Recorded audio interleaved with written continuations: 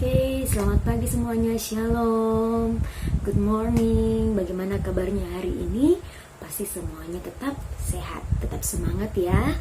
Belajar di rumah, tetap sabar sampai nanti kita masuk kembali ya. Oke, nah sekarang hari ini bersama dengan Miss Mia, kita mau belajar agama sama-sama, dengar cerita firman Tuhan.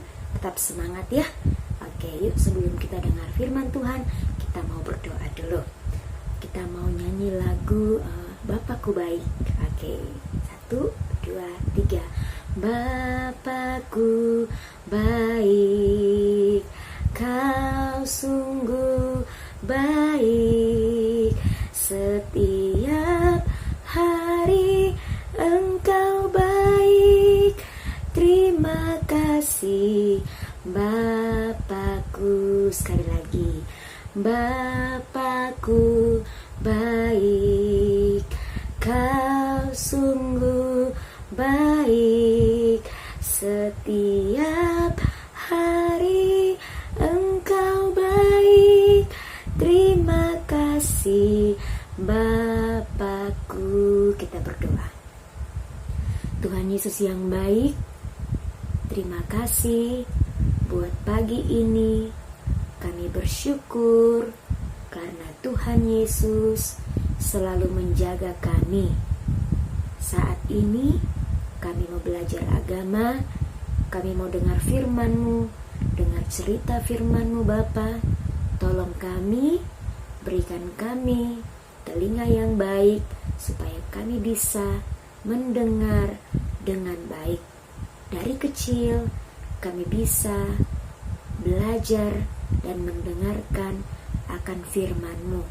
Berkati kami semua di dalam nama Tuhan Yesus. Amin. Oke, selamat mendengarkan cerita firman Tuhan-nya. God bless you. Pada waktu itu, di kota Yerusalem dikuasai oleh Raja Nebukadnezar dari bangsa Babel. Raja Nebukadnezar, dia membuat sebuah patung yang besar sekali, yang tinggi, dari emas. Lalu Raja Nebukadnezar, dia panggil semua pemimpin-pemimpin bangsa Israel untuk melihat patung yang tinggi tadi yang dia buat itu. Kemudian semua pemimpin-pemimpin bangsa itu pergi ke bangsa Babel untuk melihat patung itu. Kemudian pengawal raja mengumumkan kepada semua orang kalau mereka harus menyembah patung yang dibuat raja. Kalau tidak menyembah patung itu, mereka akan dihukum. Karena takut dihukum, akhirnya semua orang lalu sujud menyembah kepada patung yang dibuat Raja Nebukadnezar itu. Akan tetapi ada 3 orang yang tidak mau menyembah kepada patung itu. 3 orang itu namanya Sadrak, Mesak, dan Abednego. Karena mereka tidak mau menyembah kepada patung, akhirnya mereka ditangkap. Sadrak, Mesak, Abednego dibawa di hadapan raja karena mereka tidak mau menyembah kepada patung. Karena mereka tidak mau menyembah kepada patung yang dibuat Raja Nebukadnezar, akhirnya 3 orang ini mendapat hukuman. Dan anak-anak tahu apa hukumannya? Hukumannya sangat mengerikan.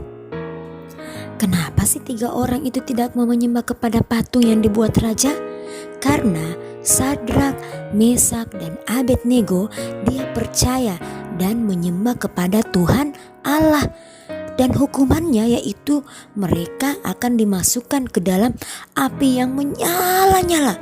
Kalian tahu kan api itu panas atau dingin? Panas. Kalau dimasukkan ke dalam api pasti bisa terbakar. Akhirnya Sadrak, Mesak, dan Abednego diikat dan dimasukkan ke dalam api yang menyala-nyala. Mereka dimasukkan itu ada 3 orang, Sadrak, Mesak, dan Abednego. Tetapi raja heran, kok sepertinya ada 4 orang di dalam. Dan api itu sangat panas sekali. Sampai-sampai para pengawal yang membawa ke-3 orang tadi dekat perapian itu juga ikut panas dan melihat mereka jatuh. Sadrak, Mesak, dan Abednego tidak terbakar di dalam perapian yang menyala-nyala. Karena siapa? Ada Tuhan yang bersama-sama dengan mereka. Ada Tuhan yang selalu menjaga Sadrak, Mesak, dan Abednego. Akhirnya Raja Nebukadnezar memanggil mereka keluar dari dapur api yang sangat panas itu. Jadi Sadrak, Mesak, dan Abednego dipanggil keluar dari perapian yang menyala-nyala itu karena mereka tidak terbakar. Tidak ada sedikit pun dari tubuh mereka yang terbakar. Biar rambutnya, biar bajunya, biar kulitnya, tidak ada sedikit pun dari tubuh mereka yang terbakar. Karena ada Tuhan yang bersama-sama dengan mereka. Ada Tuhan yang selalu menjaga Sadrak, Mesak, dan Abednego. Akhirnya mereka keluar dari api yang menyala-nyala itu tadi. Dan pada akhirnya Raja Nebukadnezar tahu bahwa Sadrak, Mesak, dan Abednego punya Tuhan yang punya kuasa, punya Tuhan yang berkuasa, yang hebat, yang dahsyat.